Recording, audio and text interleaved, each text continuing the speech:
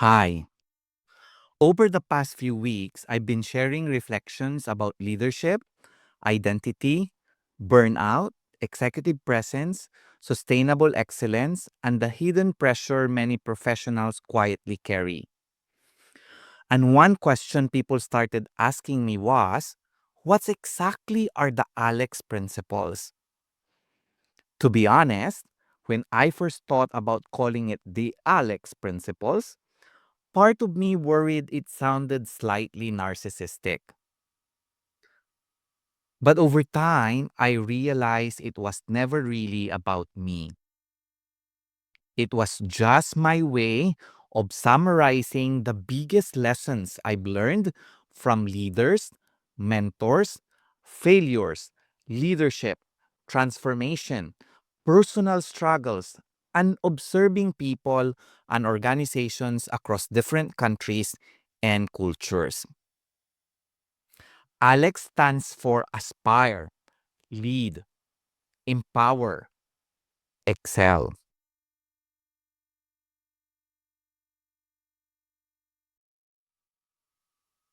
And I believe these principles apply at three levels: personally, for teams, and for organizations. Today, I want to start to discuss in more detail the first principle: aspire. Growing up in a poor family in the countryside of the Philippines, I was raised to have simple ambitions. At that time, success felt straightforward: finish a good education,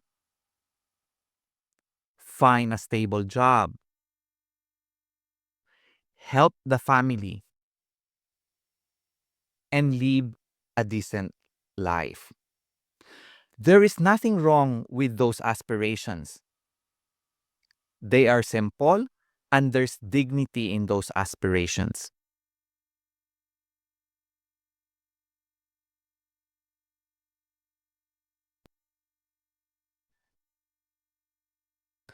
But looking back, I now realize there were several defining moments that slowly expanded my understanding of what aspiration could mean. The first moment was when I was elected as one of the youth leaders of the Philippine Society of Youth Science Clubs. For a young boy from the province, it was transformative. We organized national initiatives encouraging young Filipinos to engage in science, technology, environmental awareness, and youth leadership. Many of these initiatives were conceptualized and led by young people ourselves. And that experience changed something in me. For the first time, I realized leadership, vision, and impact were not limited by age, geography, financial background, or where someone came from. The second turning point came during my first job. I was exposed to different business functions and projects, and I slowly realized I could contribute beyond what I studied or originally imagined for myself. I was It was also during that period that I learned how powerful vision and mission workshops could be, not only for organizations, but also for the teams and individuals. That taught me something important. That is, aspiration is not only personal, it can shape teams, cultures, and organizations too. The third turning point came when I joined Accenture. I saw it as an opportunity to stretch myself beyond what felt comfortable or familiar. And there I met leaders and mentors who challenged me to think beyond my limits. For the first time, I stepped into global roles, multicultural environments, international initiatives, and large scale transformation work. And somewhere in that journey, I realized that a poor boy from the countryside of the Philippines could dream bigger, contribute globally, and become a leader beyond the environment he originally came from. But perhaps the biggest shift was this: I stopped aspiring only for myself. I started aspiring bigger for the people I led, the teams I work with, and eventually the organizations and transformations I became part of. One experience that stayed with me involved an organization where I was hired to help create and mature a global shared services model. When I joined, the structure already had regional leaders in place. On paper, the organization looked regionalized, but in reality, much of the work was still operating country by country with limited true regional integration or even global alignment. So I challenged the leadership team with a bigger aspiration. Instead of simply optimizing the existing model incrementally, I encourage the team to imagine what a truly global operating model could look like. Initially, of course, there was hesitation, and I understood why. People were being asked to imagine and operate in ways they never had experienced before. So rather than forcing a top down vision, I facilitated aspiration and visioning sessions where we gathered ideas from the broader team. I encourage everyone to think boldly and temporarily suspend perceived limitations. I remember telling the team, let's first define what great could look like before we immediately discuss why it may not work.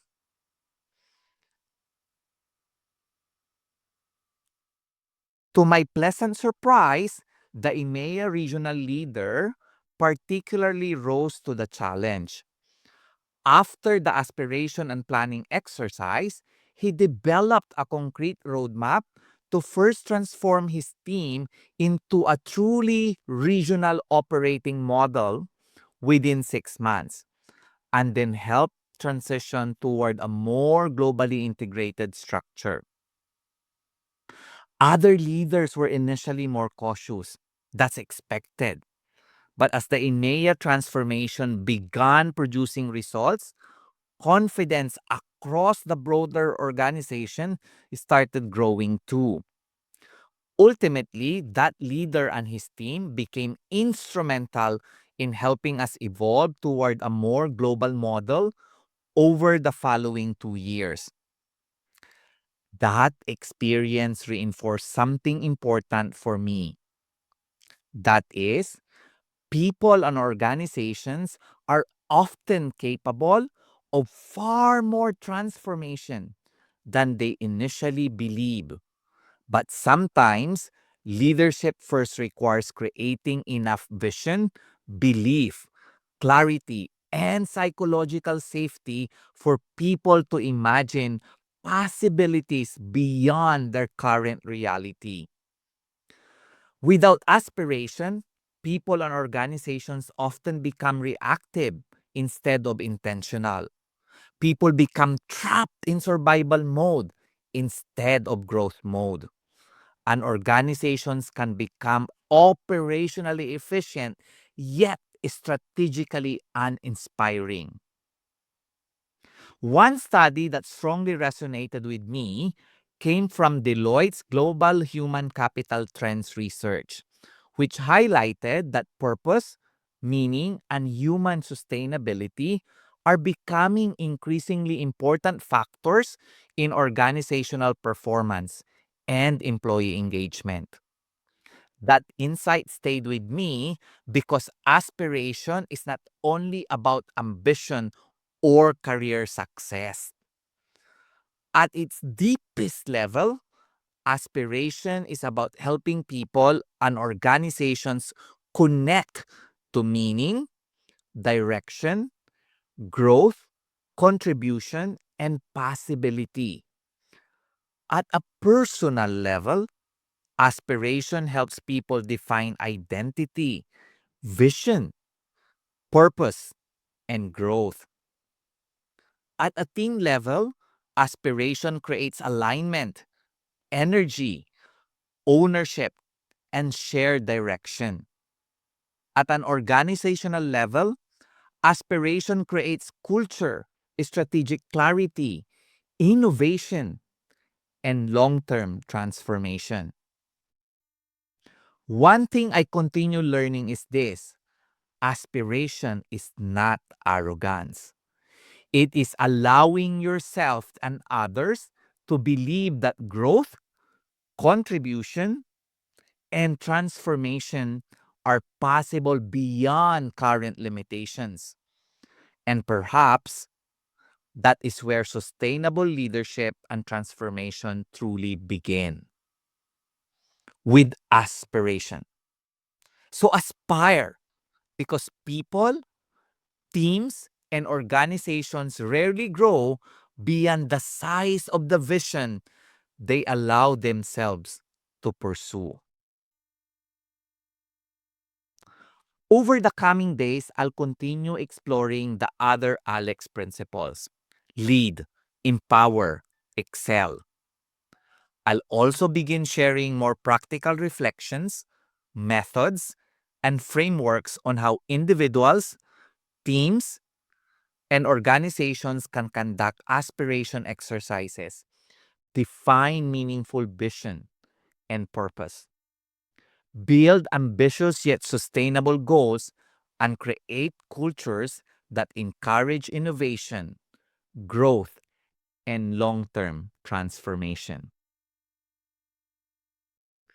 If these conversations resonate with you and your organization, and you would like support facilitating aspiration, vision, leadership, or transformation discussions for yourself, your team, or your organization, feel free to reach out and connect. I also invite you to join the circle and continue the journey with us, because aspiration may be where transformation begins, but growth becomes far more meaningful when we learn and build together. So please click the link below and join the circle. Goodbye.